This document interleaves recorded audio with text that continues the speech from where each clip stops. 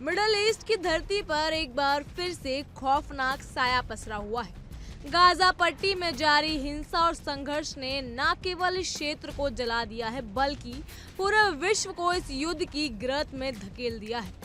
Gaza, जो कि लाखों फिलिस्तीनियों का घर है, आज तबाही और विनाश का मंजर पसरा हुआ है। वहाँ घर, बाजार, स्कूल, अस्पताल, हर जगह केवल मलबा और खून ही नजर आ रहा है। वहीं दूसरी तरफ है इजराइल, जो खुद को अपनी सुरक्षा के लिए हर हाल में कड़ा और सख्त कदम उठाने वाले देश मानता है। उसने गाजा पर बेतहाशा बमबारी शुरू कर रखी है। ये संघर्ष कोई नया नहीं है। दशकों से ये क्षेत्र राजनीतिक, धार्मिक और भू राजनीतिक हितों के जाल में फंसा हुआ है।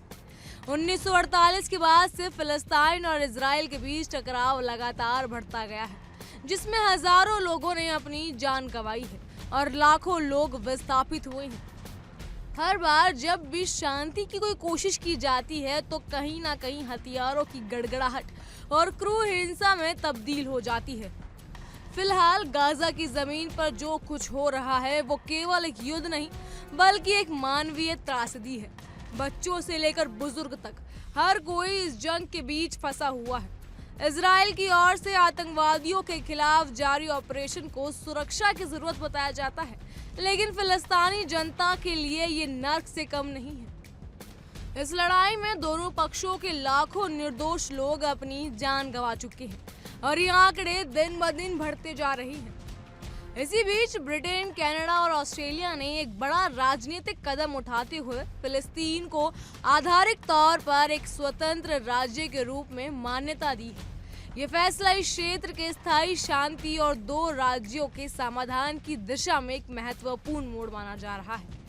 तीनों देशों ने कहा है कि फिलिस्तीन की मान्यता से ही मध्य पूर्व में संघर्ष का कोई स्थायी समाधान निकाला जा सकता है।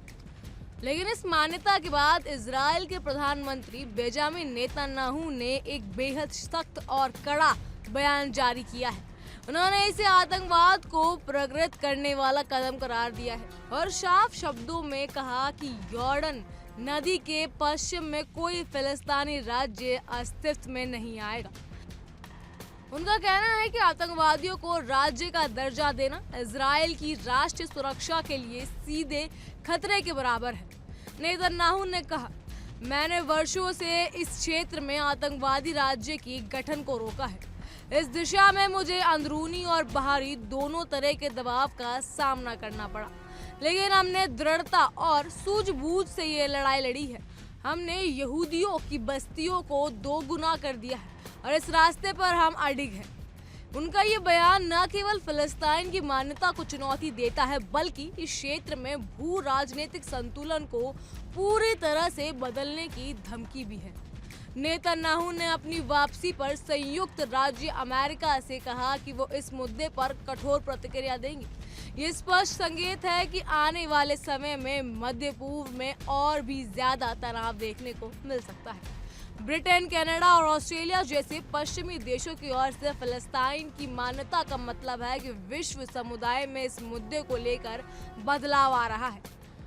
पुर्तगाल में भी इस सूची में शामिल होकर फिलिस्तीन को मान्यता दी है।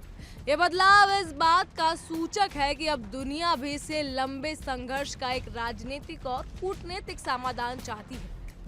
फिलहाल ये संघर्ष केवल दो पक्षों की लड़ाई नहीं रह गया है, बल्कि ये एक वैश्विक राजनीतिक मुद्दा बन चुका है, जिसमें शक्तिशाली देशों की भिन्न भिन्न रणनीतियां और हित शामिल हैं। इजराइल अपनी सुरक्षा की दृष्टि से हर संभव कदम उठाने को तैयार है, जबकि फिलिस्तीनी अपने अधिकारों और स्वतंत्रता की मांग करते नजर आ रहे हैं। इस पूरे संघर्ष के बीच ये मान्यता युद्ध की दिशा को बदल सकती है या फिर उसे और जटिल बना सकती है। नेतन्याहू ने कड़े रुख से ये साफ कर दिया है कि फिलिस्तीनी राज्य की स्थापना के खिलाफ इजराइल कोई समझौता नहीं करेगा। वहीं अंतर्राष्ट्रीय समुदाय का ये कदम फिलिस्तीनियों को एक नई राजनीतिक ताकत और विश्वास देता है। ये संघर्ष कब और कैसे समाप्त होगा, इसे अभी कोई स्पष्ट नहीं कर पा रहा है, लेकिन एक बात तय है कि ये मुद्दा आने वाले दशकों तक वैश्विक राजनीति का केंद्र बनेगा।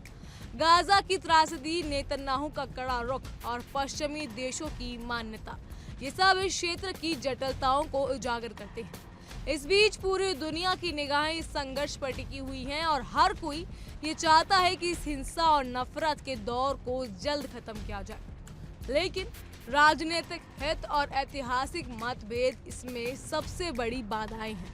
तो फिलहाल गाजा की आग बुझने और फिलिस्तीन की मान्यता के बाद आने वाले राजनीतिक तूफान से निपटने की तैयारी करनी होगी। नेतन्याहू की स्पष्ट चेतावनी, पश्चिमी देशों की नई नीति और गाजा में निरंतर जारी संघर्ष, ये सभी मिलकर इस क्षेत्र के भविष्य को एक अनिश्चितता की ओर धकेल रहे हैं।